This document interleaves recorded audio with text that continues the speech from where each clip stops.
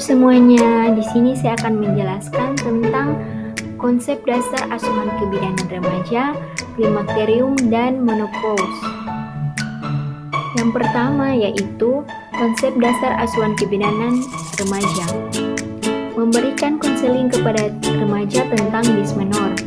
Dismenor adalah rasa sakit pada masa menstruasi yang cukup parah hingga bisa mengganggu aktivitas sehari-hari. Rasa sakit dismenor bisa bermacam-macam, mulai dari rasa sakit yang tajam, tumpul, berdenyut, mual, terbakar atau menusuk dan biasanya bersamaan dengan menaugaria. Dismenor adalah istilah medis untuk mendeskripsikan nyeri haid. Kondisi ini ditandai dengan adanya kram perut di bagian bawah yang biasanya muncul sebelum atau saat menstruasi. Tanda dan gejala dismenor yang pertama yaitu kram atau nyeri di perut bagian bawah yang bisa menyebar sampai ke punggung bawah dan paha bagian dalam.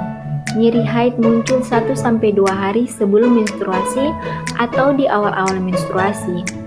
Yang ketiga, rasa sakit terasa intens atau konstan. Bagi beberapa wanita, mereka juga mengalami beberapa gejala lain yang muncul bersamaan sebelum atau saat siklus menstruasi datang. Materi yang kedua yaitu konsep dasar asuhan kebidanan klimakterium. Pertama-tama, klimakterium adalah masa yang bermula dari akhir masa reproduksi sampai awal masa sineum yang terjadi pada wanita berumur 40-60 tahun. Fase klimakterium adalah masa peralihan yang dilalui seorang wanita dari periode reproduksi ke periode non-reproduktif. Periode ini dapat berlangsung antara 5 sebelum dan sesudah menopause. Pada fase ini fungsi reproduktif wanita menurun. Apa sih etiologinya? Etiologi haid berhenti sebenarnya pada seseorang wanita terjadi berbagai perubahan dan penurunan. Fungsi ovarium seperti sklerosis, pembuluh darah berkurangnya jumlah folikel dan menurunnya sintesis steroid seks. Penurunan sekresi estrogen, gangguan umpan balik pada hipofisis. Patofisiologi. Penurunan fungsi ovarium menyebabkan berkurangnya kemampuan ovarium untuk menjawab rangsangan gonadotropin, sehingga terganggunya interaksi antara hipotalamus-hipofisis. Pertama-tama terjadi kegagalan fungsi luteum, kemudian turunnya fungsi steroid ovarium menyebabkan berkurangnya reaksi umpan balik negatif terhadap hipotalamus. Keadaan ini meningkatkan reproduksi FSH dan LH.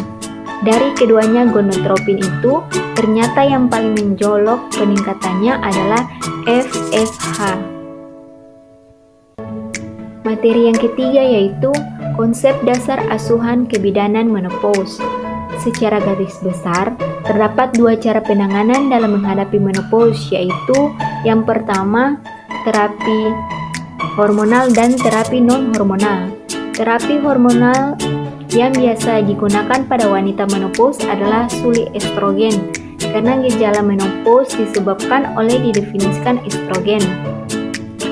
Terapi suli hormonal terdapat dalam beberapa jenis sediaan seperti tablet, plester atau pateh, implan, semprot hidung, cincin vagina, gel, dan krim atau tablet vagina. Yang kedua, terapi non-hormonal. Rasa kurang nyaman dalam menghadapi menopause akan semakin terasa berat bila wanita dalam kondisi takut atau cemas. Jenis-jenis menopause dapat dibedakan menjadi 2 jenis, yaitu menopause ilmiah, menopause prematur. Menopause ini terjadi secara bertahap, biasanya antara usia 45 sampai 55 tahun.